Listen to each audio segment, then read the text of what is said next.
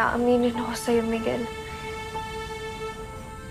Miguel, hindi talaga ako okay.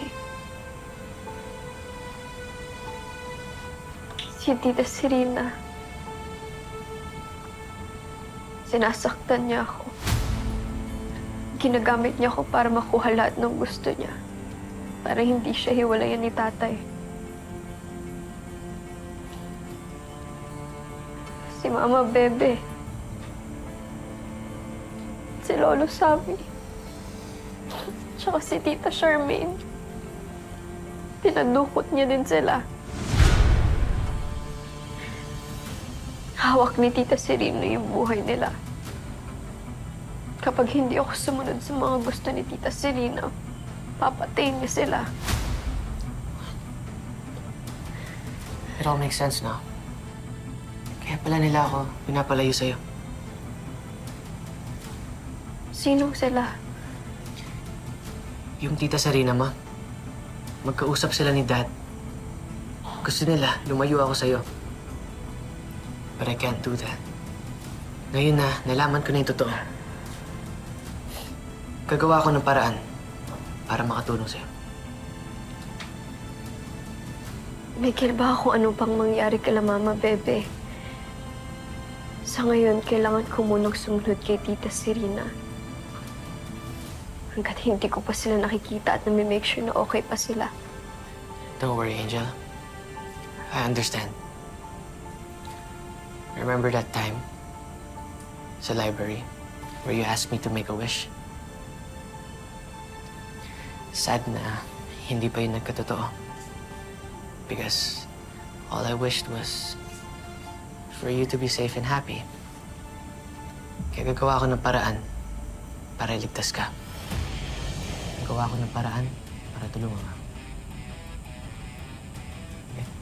I'll do everything for you, Angel. Di na ako madadala sa takot. Angel! Sino bang kausap mo dito? Bakit ang tagal mo buksan? Wala po. Anong wala?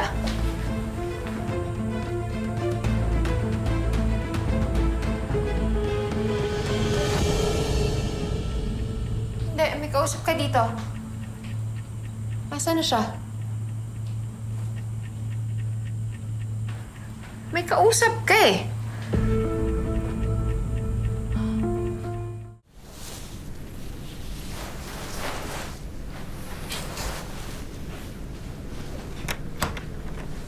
Where do you think you're going? Lumabas ka raw kanina. Saan ka pumunta? Angel just really needs my help, Dad. Si Angel na naman! Miguel, anak! Alam ko na nag-usap na tayo. Na pinayagan na kitang maging magkaibigan kay Angel, pero things have changed, anak.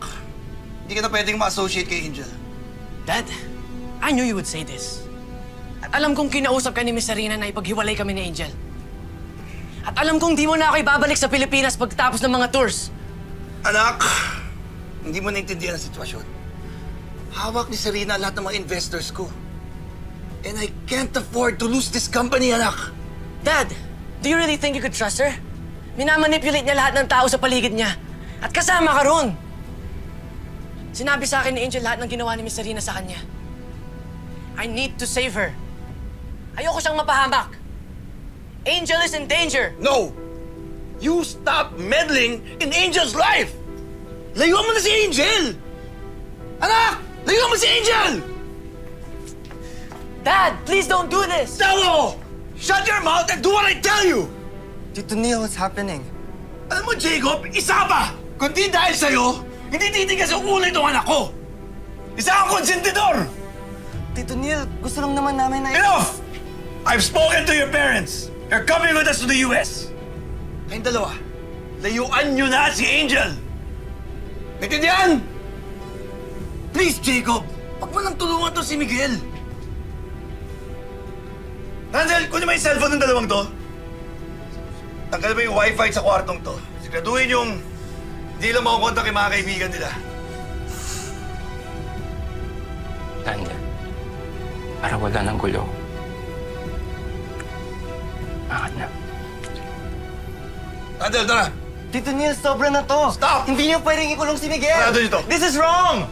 Tito Neil! Huwag niyo kaming ikulong! Tito Neil!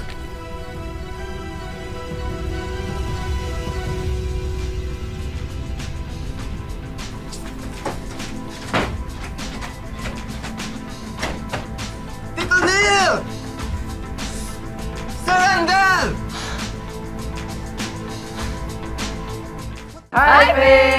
Ngayong August 1 na ang You're My Favorite Song fan meet. Nakasecure ka na ba ng tickets? Kung hindi pa, make sure to check GMA Public Affairs social media pages to know more. Dahil maraming performances at freebies kagaya ng exclusive photos, stickers, at posters. Kaya tara na! Punuin natin ang SM North EDSA Skydome ng tawanan at panibagong memories. See you, babes!